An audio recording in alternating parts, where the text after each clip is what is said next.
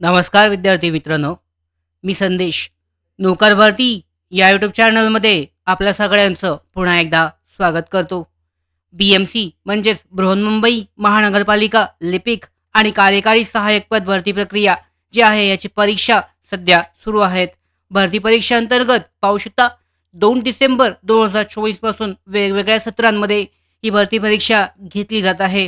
या अंतर्गत आज दिनांक 6 डिसेंबर 2024 रोजीच्या 3 शिफ्टमध्ये कशा पद्धतीचे प्रश्न विचारण्यात आलेले होते. 3 सत्र जे घेण्यात आले, सकाळचा, दुपारच्या सत्रामध्ये, त्याचबरोबर तिसऱ्या संध्याकाळच्या सत्रामध्ये कशा पद्धतीचे प्रश्न विचारण्यात आलेले होते. 6 डिसेंबरच्या आजच्या जे 3 शिफ्ट आहेत यामध्ये पॅटर्न कसा होता याबद्दलची विस्तारित माहिती आजच्या या व्हिडिओमध्ये विश्लेषण पाहूयात की प्रश्न कशा पद्धतीचे विचारण्यात आलेले होते. त्याचबरोबर पुढचे जे पेपर आहेत, पुढचे जे शिफ्ट आहेत, पुढच्या तारखा आहेत, यामध्ये कशा पद्धतीचे प्रश्न विचारले जाऊ शकतात, पॅटर्न कसा असू शकतो. या अंतर्गत पाहू शकता पहिल्यांदा सामान्य ज्ञान यावर आधारित प्रश्न पाहूयात. तर सामान्य ज्ञानचा पॅटर्न जो आहे हा पॅटर्न पूर्णपणे वेगळ्या पद्धतीने BMCने आज विचारण्यात आलेला होता. आजचे जे प्रश्न होते थोडे वेगळे, थोडे विचित्र असे प्रश्न आहेत. पहिला प्रश्न पाहू शकता, नॉर्मल प्रश्न आहे. लाडकी लेख योजना अंतर्गत 18 वर्षापर्यंत किती लाभ मिळतो?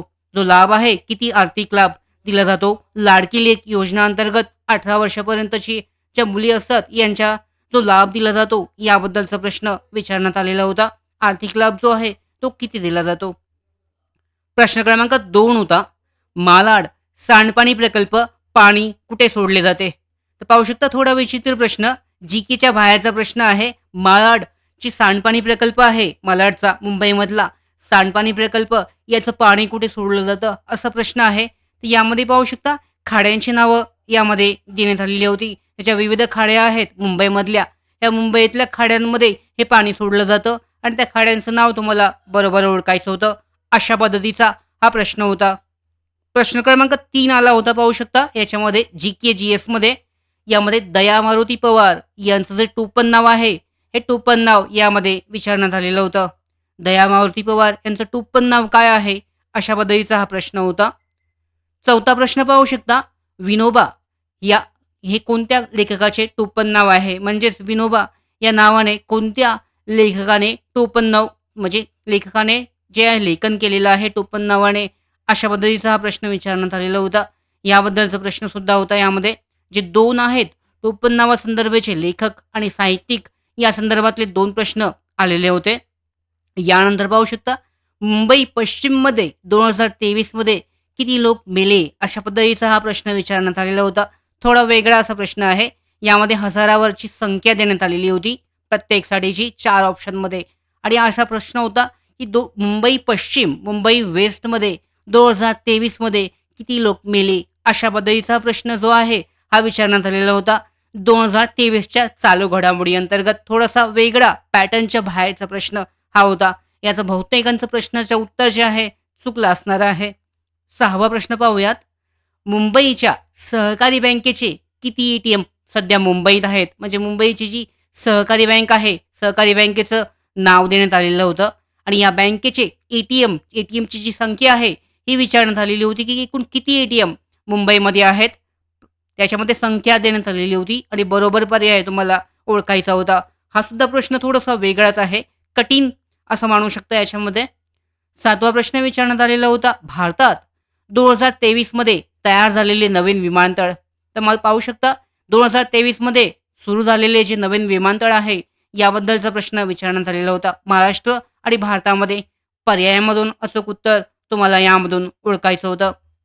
8वा प्रश्न होता, महिला लोकसभा आरक्षण यामध्ये पर्सेंटेज विचारण्यात आलेले होते. महिला लोकसभा आरक्षणामध्ये जे पर्सेंटेज आहे किती टक्के याबद्दलचा प्रश्न सुद्धा यामध्ये विचारण्यात आलेला होता. महिला लोकसभा आरक्षण पर्सेंटेज किती आहे याबद्दलचा प्रश्न यामध्ये विचारण्यात आलेला होता. 9वा प्रश्न होता, सर्वात जास्त भ्रष्टाचार असलेले जे आहे राज्य कोणते? भारतामधील सर्वात जास्त भ्रष्टाचार असलेले राज्य कोणते या संदर्भातला प्रश्न सुद्धा यामध्ये आला होता. त्यानंतर पाहू शकता विज्ञानावर आधारित प्रश्न आहे. विज्ञानावर आधारित प्रश्न आलेला होता, पॉवरचे जे एकक आहे, युनिट काय आहे याबद्दलचा प्रश्न विचारण्यात आलेला होता. पॉवरसाठी आपण कोणतं युनिट वापरतो कोणतं एकक वापरतो हा प्रश्न सुद्धा आला होता. आता पाहू शकता तयारी कशा पद्धतीने करणं आवश्यक आहे. प्रश्न पाहून तुम्हाला म्हणजे अंदाज आला असेल की BMC मध्ये जे आहे BMCच्या चालू घडामोडीवर प्रश्न विचारले जात आहेत. महत्त्वाचा सेक्शन जो आहे मुंबईचा अर्थसंकल्प, BMC अर्थसंकल्प यावर प्रश्न जे आहेत 4 ते 5 प्रश्न हमखास विचारले जात आहेत. यानंतर पाहू शकता मुंबई शहराची संपूर्ण माहिती यावर सुद्धा प्रश्न आहेत. मुंबईचे जे नवीन-नवीन जे प्रकल्प आहेत, जुने प्रकल्प आहेत, सध्या चालू असलेले प्रकल्प या संदर्भातली माहिती, मुंबईचे रोड आहेत, मुंबईचा सांडपाणी प्रकल्प आहे, अशा पद्धतीचे प्रश्न यामध्ये विचारले जात आहेत. 2023चं आणि 2024चा चालू घडामोडी वाचून जाणं, चेक करून जाणं, नीट याच्यामध्ये म्हणजे प्रॅक्टिस करणं, ते प्रश्न सोडवणं हे आवश्यक आहे. BMCचं सांडपाणी व्यवस्थापन आहे, कचरा व्यवस्थापन आहे, डंपिंग ग्राउंड जे वेगवेगळे डंपिंग ग्राउंड आहेत BMC मधले या संदर्भात सुद्धा प्रश्न यामध्ये विचारले जात आहेत. त्याचबरोबर पाहू शकता BMCचं विभाग आहेत, वेगवेगळे विभाग या संदर्भातले प्रश्न, नागरी व्यवस्थापन या संदर्भातले प्रश्न सुद्धा यामध्ये विचारले जात आहेत. म्हणजेच 7 ते 8 प्रश्न चालू घडामोडीवर आधारित, 6 ते 7 प्रश्न मुंबई महानगरपालिकेच्या विविध विभागाबाबत प्रश्न विचारले जात आहेत. त्याचबरोबर 3 ते 4 प्रश्न हे मुंबई शहरांबद्दल विचारले जात आहेत. अशा पद्धतीने हा GK-GS जो आहे सेक्शन पूर्णपणे विचारला जात आहे.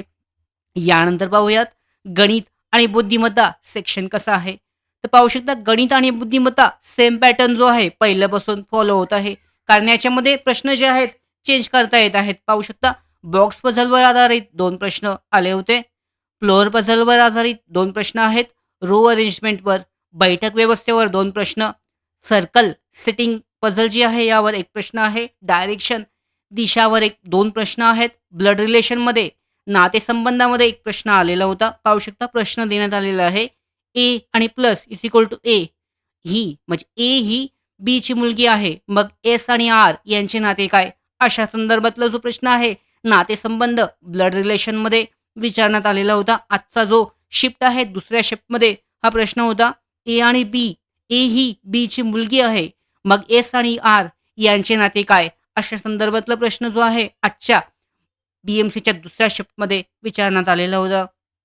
त्याचबरोबर पाहू शकता अल्फा नंबरिक सिरीज आहे. 4 ते 5 प्रश्न आहेत यामध्ये. कोडिंग आणि डिकोडिंग आहे 4 ते 4 प्रश्न.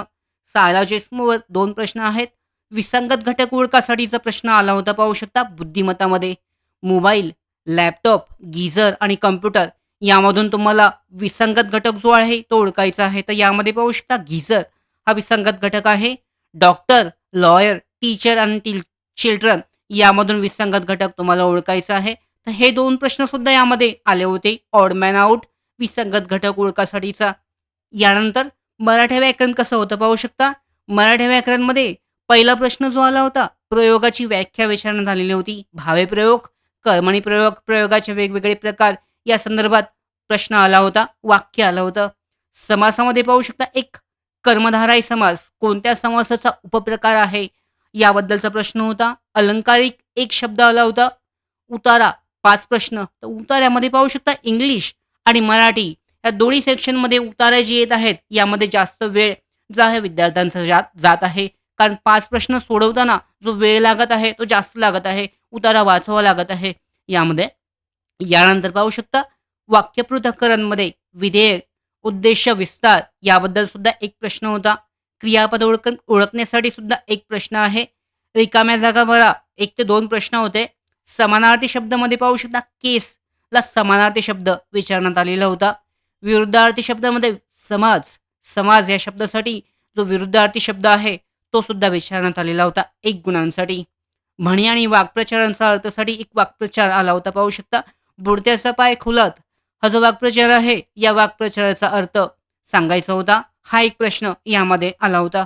लेखक आणि टोपणनाव यामध्ये पाहू शकता समर्थ रामदासांचं पूर्ण नाव विचारण्यात आलेलं होतं. अच्छा, तिसऱ्या शिफ्टमध्ये हा प्रश्न होता. समर्थ रामदासांचं पूर्ण नाव काय आहे? त्याचबरोबर सेनापती बापट यांचं जे पूर्ण नाव आहे याबद्दल सुद्धा प्रश्न आजच्या तिसऱ्या शिफ्टमध्ये होता. असे 2 जे आहेत टोपण नावं जे आहेत या संदर्भात पूर्ण नावं विचारण्यात आलेली होती. टोपण नावावरून पूर्ण नावं सांगायची होती. हे 2 प्रश्न मराठी व्याकरणमध्ये मराठी सेक्शनमध्ये होते. यानंतर पाहू शकता वाक्याचे प्रकार आहेत. 2 वाक्य देण्यात आलेली होती. यामध्ये केवल वाक्य आहे, मिश्र वाक्य.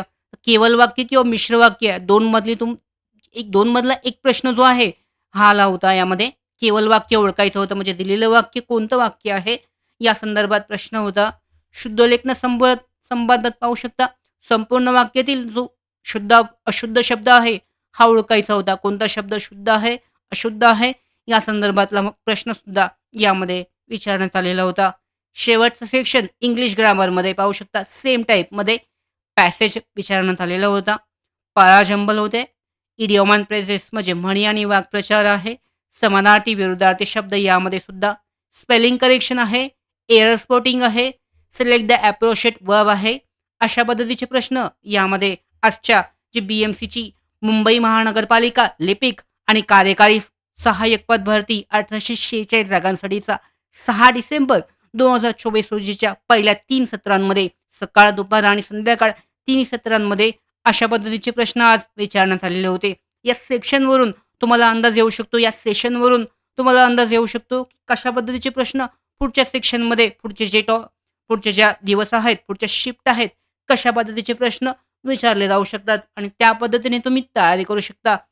यासाठीच आम्ही BMCच्या ज्या सराव प्रश्नपत्रिका आहेत या तयार केल्या आहेत. याची लिंक आहे डिस्क्रिप्शन बॉक्समध्ये. तुम्ही आमचं नोकर भरतीचं मोबाईल ॲप्लिकेशन डाउनलोड करून या सराव प्रश्नपत्रिका सोडवू शकता आणि चांगल्या पद्धतीने तयारी करू शकता.